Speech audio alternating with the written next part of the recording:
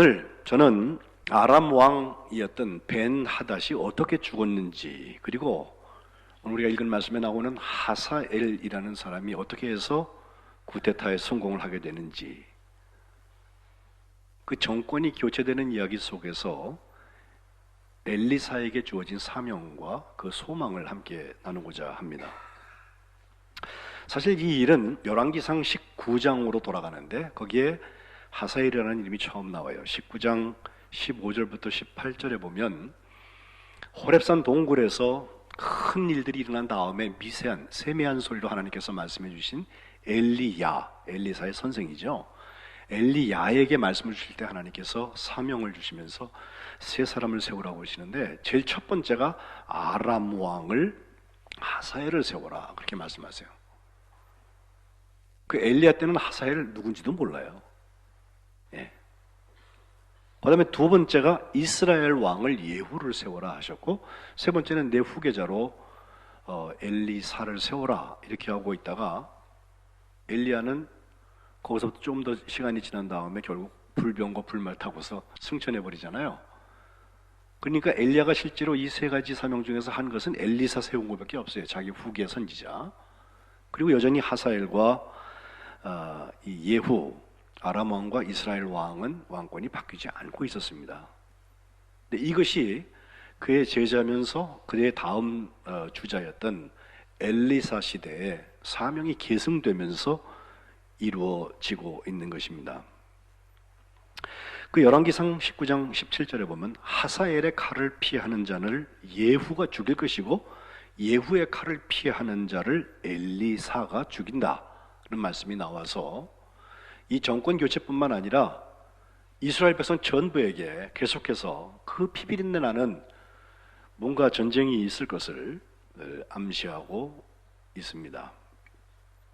하사엘이라는 아람 왕, 새로 된 왕, 그의 이름은 하사라는 게 본다는 뜻이거든요. 그래서 엘, 하나님이 보신다, 혹은 하나님을 본 사람이다 라고 이름을 푸는 사람들이 있는데, 그가 지난주, 지지난주 계속 말씀드리는 아람 나라의 새로운 왕이 되는 것입니다. 그 아람은 지금 시리아라고 말하는 IS의 나라죠. 거기에 수도가 다메스커스라고, 다메섹이라고, 사도 바울이 사울이었다가 거기 가가지고선 회심하는 그곳이라고 지난주에도 말씀드렸어요. 아람과 이스라엘, 북왕국 이스라엘 사이에는 좋은 경험만 있는 게 아니라 나쁜 경험이 계속 있어 왔습니다. 전쟁을 계속 해왔기 때문에 더욱 그런데, 전쟁 중에 북왕국 이스라엘의 왕이었던 아합 왕이 그 아람 군대의 병사가 무심코 쏜 활에 맞아서 부상을 당하고 결국 죽어요. 자기 왕에게 활을 쏘서 죽인 나라가 바로 그 나라고, 그 아합이 죽은 다음에 아합의 아들이었던 아하시아가 2년 동안 통치를 하게 되는데, 통치하다가 병 들었을 때 그가 이 병이 날까요? 라고 하는 것을 알기 위해서 엘리야는 어디 뒤로 놔두고서 저 에글론이라고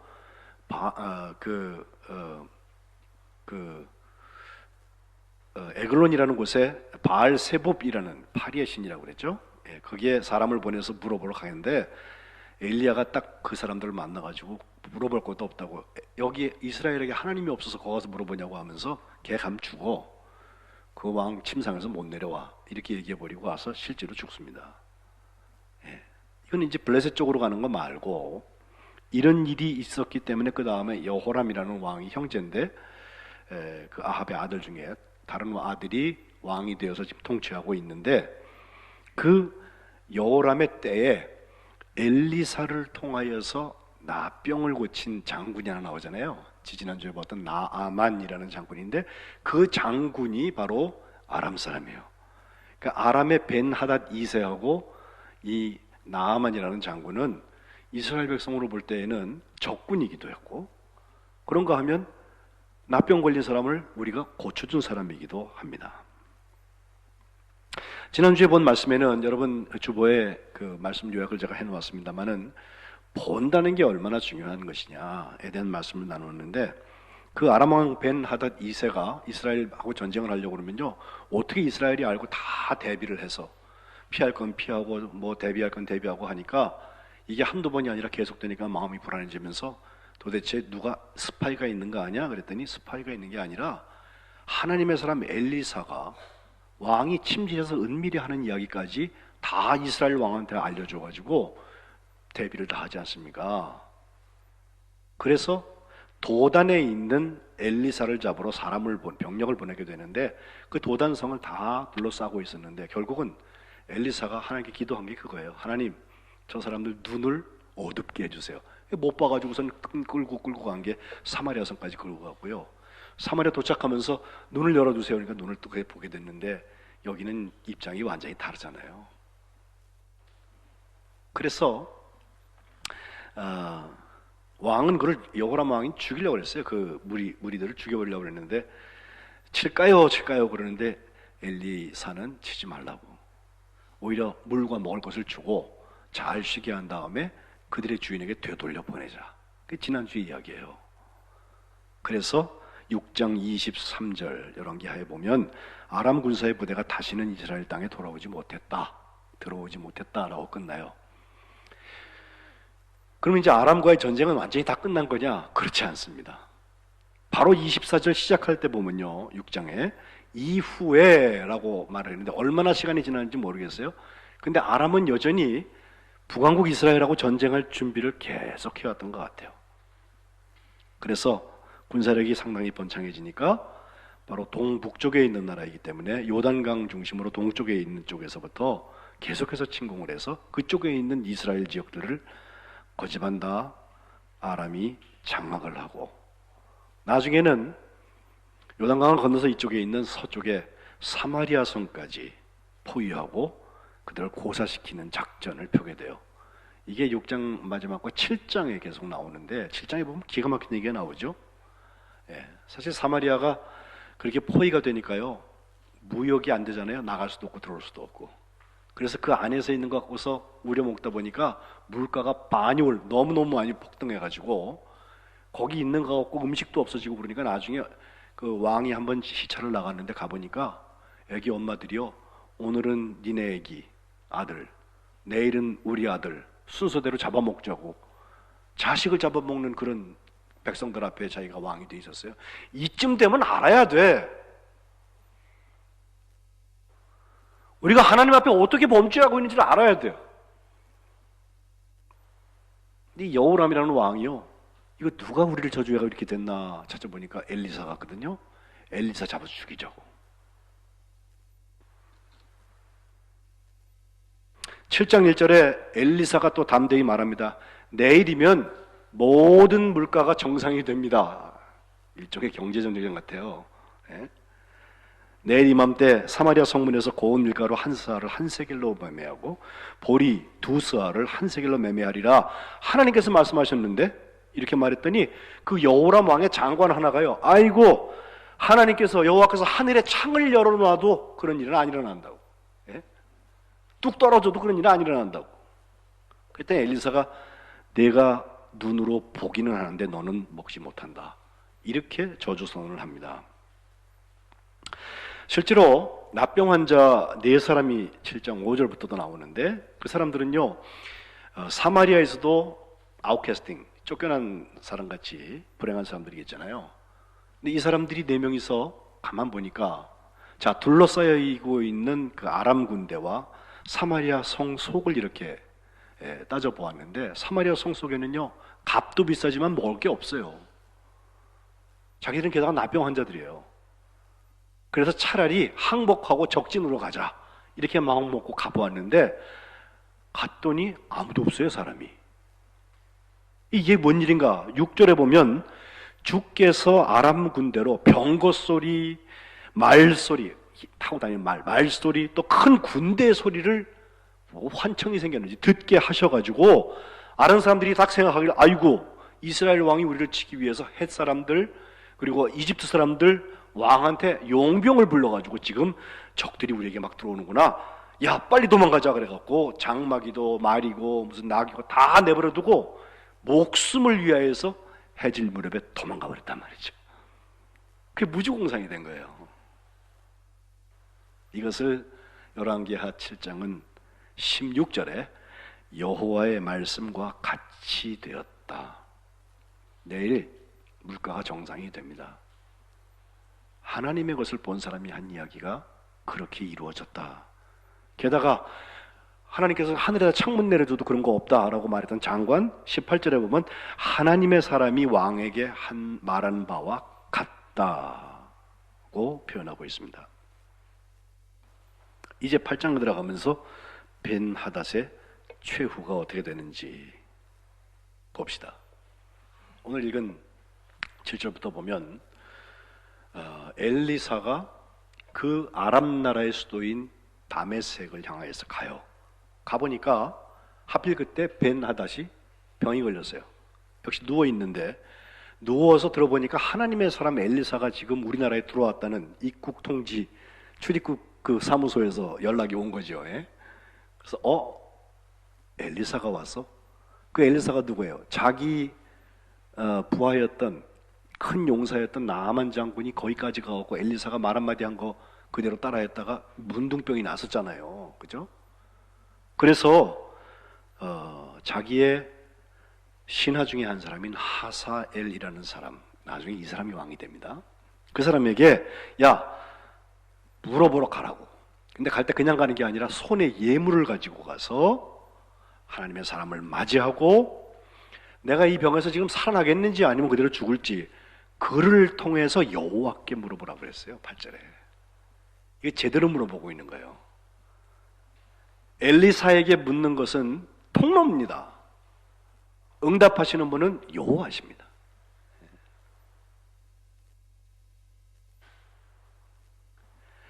9절에 보니까 하사엘이 그 엘리사를 맞이하러 갈 때 아주 좋은 물품들로 예물을 삼는데 무려 낙타 40마리에 싣고 갔다고 그랬으니까 이거 어마어마한 뇌물을 가지고 갔어요. 그리고 가서 하는 말이 당신의 아들 아람 왕 벤하닷이 나를 당신에게로 보냈습니다. 그가 하시는 말씀은 나의 지금 병 걸린 이 병이 낫겠습니까?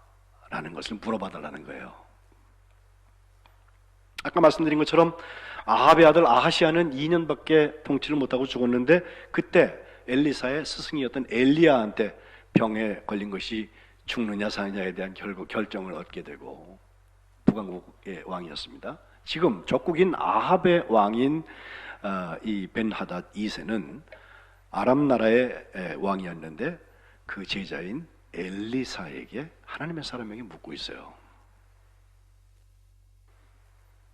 엘리사가 그를 찾아와서 전갈하고 있는 하사엘에게 하는 말이죠. 가서 그에게 말해라. 왕은 반드시 나으실 것입니다 라고 말해라. 그러나 10절에 여호와께서 그가 반드시 죽으리라고 내게 알려주셨다. 이 말이 안 맞잖아요. 보고는 살아날 거라고 말하는데 실제로는 죽을 거라는 얘기예요. 거짓 답변을 가르치면서 지시하면서 11절에 보니까 하나님의 사람이 지금 하사엘이 부끄러워하기까지 그의 얼굴을 아주 뚫어지게 쏘아서 보았다 표현하다가 갑자기 눈물을 흘리면서 울기 시작하는 거예요. 엘리사가 이런 일을 한 일이 없어요. 엘리사는 머리도 좀 없는 편이고요. 그래서 대머리야 애들이 놀렸다가 암콤이 나와가지고 애들 찢어 죽였다는 거부터 시작하잖아요. 이런 사람이요 다른 때는 그런 게 없는데 바로 이 하사엘을 향하여서는요 아주 또렷하게 그를 쳐다보다가 거의 노려보는 거겠죠. 그러다 갑자기 울기 시작합니다. 12절에 하사엘이 말합니다. 내 주여 어찌하여 우시나이까? 그랬더니 하는 말이 내가 이스라엘 자손에게 앞으로 행할 모든 악을 내가 안다. 내가 그들의 성에 불 지르고 장정을 칼로 죽이고 어린아이를 맺히고 아이벤 부녀를 가를 것이다. 이런 엄청난 말을 합니다. 하사엘이 이 얘기를 듣고서 머릿속에 계산기가 확 돌아갔을 것 같아요. 자, 왕한테는 살아날 거라고 보고를 하고 결국은 죽는다. 반드시 죽는다 얘기해주고 또 그가 어떤 힘이나 어떤 자리에 있게 되어서 이 엄청난 극악한 일들을 할 것이라고 하면서 그가 막 울고 있는 것을 함께 앞에서 보면서 하사엘은 자기가 필요한 정보만 딱 뽑아서 듣는 거예요. 우리가 셀렉티비즘이라고 영어로 말하는 선별주의라는 게 있어요. 사람이 자기가 듣고 싶은 말만 듣는다는 거예요. 예. 자기에게 꼭 필요한 말씀을 듣는 게 아니라 내가 지금 듣고 싶은 말 있잖아요. 알고 싶은 것만 알고 시간이 지나면 사실과는 관계없이 기억하고 싶은 이야기만 기억한다는 거예요. 그러니까 일본이 우리에게 36년 동안 그렇게 압제를 가했으면서도 뻔뻔하게 조선반도를 개발시켜줬다고 말하잖아요. 그러다 보니 정작 들어야 할 것을 듣지 않고 정작 봐야 할 것을 보지 않는 우를 뻔합니다. 이게 selective perception이라고 선택적인 지각, 이해, 선별해가지고 필요한 것만, 자기가 원하는 것만.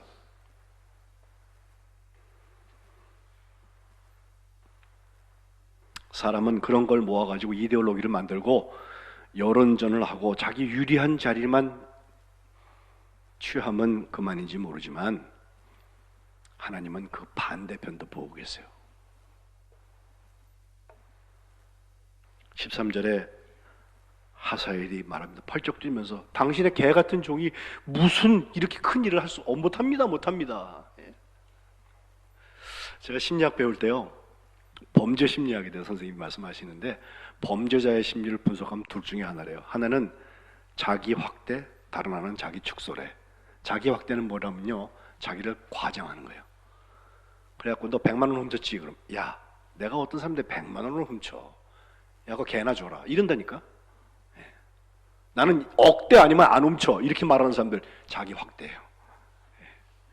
반대로 자기 축소는 뭐냐면요, 너 무슨 일 했지? 그러면요, 아이고 저는요 태어날 때부터 가슴이 이 새 가슴이라서 아무것도 그런 걸 못해요 이러면서 자기를 애써 축소하는 거예요. 둘 다 현실에서 벗어난 이야기들이에요. 당신의 개 같은 종이 무엇이기에 이런 큰 일을 행하오리까? 라고 말하고 있는 하사엘 머릿속에는 계산기가 돌아가고 있어요. 그때 엘리사는 간단하게 말합니다. 여호와께서 내가 아람 왕이 될 것을 내게 알게 하셨다. 사실 열왕기상 19장에 엘리야에게 사명 주실 때는요, 하사엘을 기름 부어라, 예후를 기름 부어라, 엘리사를 기름 부어라 그러시거든요. 근데 결국 하사엘을 기름 붓지 않아요. 기름 부을 입장도 아니고요. 다만 당신의 개 같은 종이 무엇이기에 이런 큰 일을 행할 수 있습니까? 라고 말하는 그에게 여호와께서 내게 알게 하셨다 라고 얘기하고 있는 엘리사는 하나님의 것을 보고 있는 사람입니다. 손바닥으로 하늘을 가릴 일입니다. 왕이 될 것이라고 예언하면서 쏘아보다가 우는 엘리사의 이 이상 행동, 그리고 내가 아람 왕이 될 것을 내게 알려주셨다고 확신 있게 말하고 있는 엘리사의 선언, 이것은 벤 하닷에게 돌아간 하사엘이 직접 실천합니다. 왕이 묻죠. 엘리사가 너한테 뭐라고 말하대? 그의 대답은 그가 얘기하기를 왕이 반드시 살아나신다고 그러던데요. 이렇게 전했습니다. 그리고 15절에 보면 그 다음 날 이불에 물을 적셔가지고서 하사엘 얼굴을 덮어서 질식사시키고 자기가 왕이 됩니다. 후에 하사엘은 이렇게 그 큰 일을 어떻게 했나? 그가 왕이 된 후에 이스라엘과 유다를 계속해서 쳐들어오는데 지금 왕 다음 이제 세움받을 예후 왕의 통치 말년쯤에서 하사엘이 침략한 것이 열왕기하 10장 32절 이후에 나와요. 이때 여호와께서 이스라엘에서 땅을 잘라내기 시작하심에 하사엘이 이스라엘의 모든 영토를 공격했다는 말로 시작이 되는데, 그 공격 장면에 보면요, 두 번 큰 전쟁을 일으키는데 한 번은 요단강 동쪽 부분, 그쪽에 비옥한 땅도 많이 있는데 그것을 저 북쪽에서 저 남쪽까지, 남쪽에 그 밑에까지 그 아르논 골짜기라는 곳까지 비옥한 것을 다 그가 점령을 하게 되고요. 두 번째 공격에는요, 이스라엘 서쪽으로 쭉 가서 가드, 저 블레셋 그 가드 쪽으로 통해서 결국 예루살렘 쪽에 전쟁을 일으켜가지고 이스라엘 백성 그리고 유다 백성까지 하나님의 백성들을 괴롭힌 것을 볼 수가 있습니다. 그런데 이 남왕국 유다를 괴롭히던 열왕기하 12장 17절 이후에 나오는 말씀을 가만 보면 거기 유다왕, 그 당시 유다왕이었던 요아스가 범죄한 얘기가 나와요. 영적인 간음 아세라를 막 섬기고요, 뿐만 아니라 하나님의 사람들을 피를 보게 했어요. 제사장 여호야다의 아들인 스가랴를 돌 맞아 죽게 했어요. 이유는 스가랴가 하나님의 말씀을 잡고 하는 거예요. 역대 하에 보면 더 자세히 기록하고 있는데 24장 20절에 보면 하나님의 영이 스가랴를 감동시켜서 그 백성들 앞에서 높이 서서 그들한테 소리치면서 하는 말, 하나님 말씀하셨다. 너희가 어찌하여 여호와의 명령을 거역하냐? 그래서 스스로 형통하지 못하게 하냐? 하나님 말씀하셨으니 너희가 여호와를 버리셨으므로 여호와께서도 너희를 버리신다. 이 말 때문에 무리가 함께 교회해서 왕의 명령을 따라서 여호와의 전 뜰 안에서 돌로 쳐 죽여요. 마태복음 23장 35절에 보면 예수님도 의인 아벨의 피로부터 성전과 제단 사이에서 너희가 죽인 사가랴의 피까지 땅 위에서 흘린 의로운 피가 다 너희에게 돌아간다. 화 있을진저 바리새인들을 얘기하시면서 이 얘기하세요. 바로 그 사가랴가 이 사가랴입니다.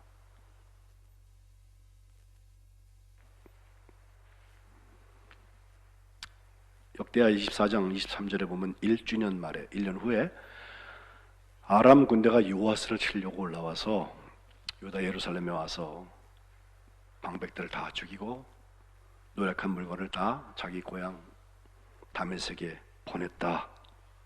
근데 24절이 아주 눈에 가요. 아람 군대가 적은 무리로 왔어요. 그런데 여호와께서 힘이 큰 군대, 유다 군대죠, 하나님의 백성의 군대를 그들의 손에 넘기셨다. 왜? 유다 사람들이 그들의 조상들의 하나님 여호와를 버렸기 때문에 그래요. 아람 사람들은 결국 요아스를 징벌했고 크게 부상당한 다음에 적군이 그를 버리고 그냥 가버려요. 그랬더니 신하들이요, 제사장 여호야다의 아들 곧 스가랴를 돌로 쳐서 죽여서 피를 보게 했던 것으로 말미암아서 반역을 일으켜서 침상에서 쳐 죽인 게 요아스 왕의 끝이에요. 저는 이 왕들의 이야기를 가만 보면서 역시 하나님께서 그들을 징벌하신다. 징벌하고 끝나는 게 아니라 상처를 다시 싸매주시고 다시 회복의 역사를 이루시는구나, 그것을 보게 됩니다. 하사엘은 40년 넘도록 아람 왕국을 통치한 후에 열왕기하 13장에 보면 항상 이스라엘을 학대했습니다. 그런데 13장 23절 여호와께서 아브라함과 이삭과 야곱과 더불어 세우신 그 언약 때문에 이스라엘에게 은혜를 베푸시고 그들을 불쌍히 여기시고 돌보셔서 멸하는 것을 즐겨하지 아니하시고 그때까지 자기 앞에서 쫓아내지 않으시고 붙들고 계신 거예요. 메시지를 주시죠. 계속해서 돌아와. 24절에 결국 아람 왕 하사엘도 죽고 그의 아들 벤하닷, 이번에 3세입니다. 이름이 자꾸 벤하닷이 나오는데 헷갈리시면 안 돼. 그가 대신해서 왕이 됐는데 그 벤하닷은 다시 남왕국 또 북왕국 왕들에 의해서 이전에 뺏었던 모든 성별을 또 다시 돌려주는 회복의 역사가 일어나는 것을 볼 수가 있습니다. 제가 3.1운동 100주년이 올해라고 3월달에 우리 다 같이 연회해서 큰 행사도 하고 이런데 일본과 하필이면 이런 일이 일어나서 마음이 상한다고 제가 말씀을 드리는데 역시 3.1운동의 독립선언문에 천명된 부분을 우리는 볼 필요가 있습니다. 시작은 그렇죠? 우리는 여기에 우리 조선이 독립된 나라인 것과 조선 사람이 자주 하는 국민인 것을 선언한다. 이러고 쭉 시작을 하는데 중간에 보면 이런 부분이 나와요. 병자 수호조약 이후 시시리 때때로 굳게 맺은 약속을 저버렸다 하여 일본의 신의 없음을 탓하려 하지 않는다. 이게 지금 우리나라를 뺏긴 상태에서 하는 선언이에요. 학자는 강단에서 정치인은 실생활을 해서 우리 조상 때부터 분리받은 이 터전을 식민지로 삼고 우리 문화민족을 마치 미개한 사람들처럼 대하여서 한갓 정복자의 쾌감을 탐낼 뿐이고 우리의 영구한 사회의 기틀과 뛰어난 이 결의의 마음가짐을 무시한다고 해서 일본의 옳지 못함을 책망하려 하지 않는다. 자기를 일깨우기 위해 다급한 우리, 다른 사람을 원망할 여가가 없다.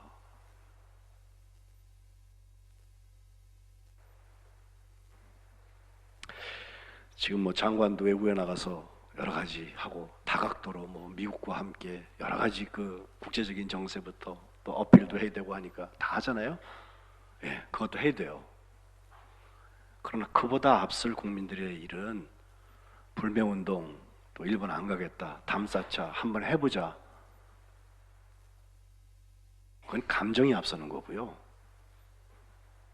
감정 앞에 무릎이 앞서야 돼요.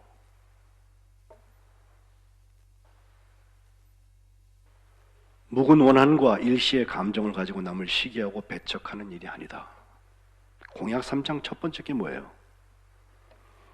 오늘 우리의 이 거사는 정의 인도 생존 번영을 찾는 결의 요구이니 오직 자유의 정신을 발휘할 것이고 결코 배타적 감정으로 치닫지 말라.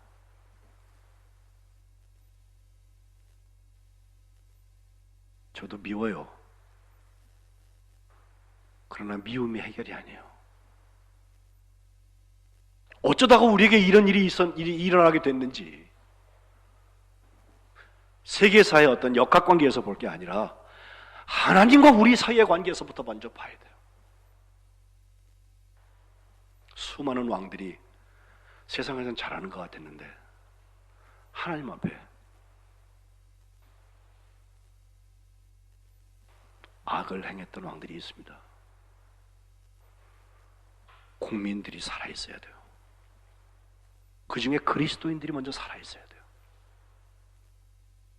돌아오라는 주님의 초청에 회개할 것 있으면 회개하고, 그리스도인들이 이런 일이 있을 때마다 회개한다고 그러면요, 아유 쟤네들 또 저런 거 시작한다고 그래요. 그 사람들한테는 아무것도 알지 모르지만 우리한테는 가장 중요한 거예요. 그거 없이 다른 게 다 잘 돼도 문제예요. 이스라엘의 열 왕들이 가르쳐 주는 거예요. 아합은 정치를 못했는 줄 아세요? 부강해졌어요 그때.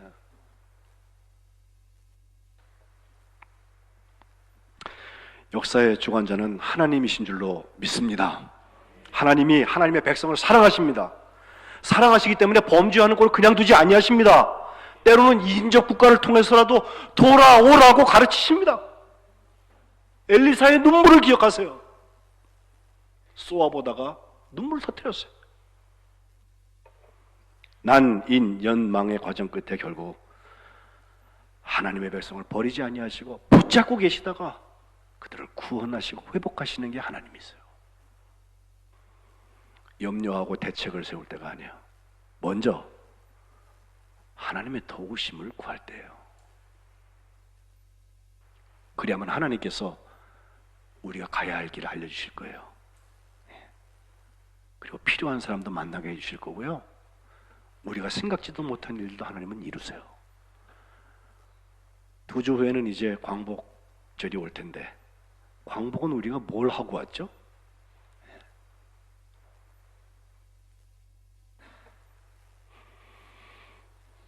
우리는 벤 하닷이 하사엘로 바뀌는 자리에서 하나님의 소망의 사람들이 무엇을 했는지를 다시 한번 기억해야 할 것입니다.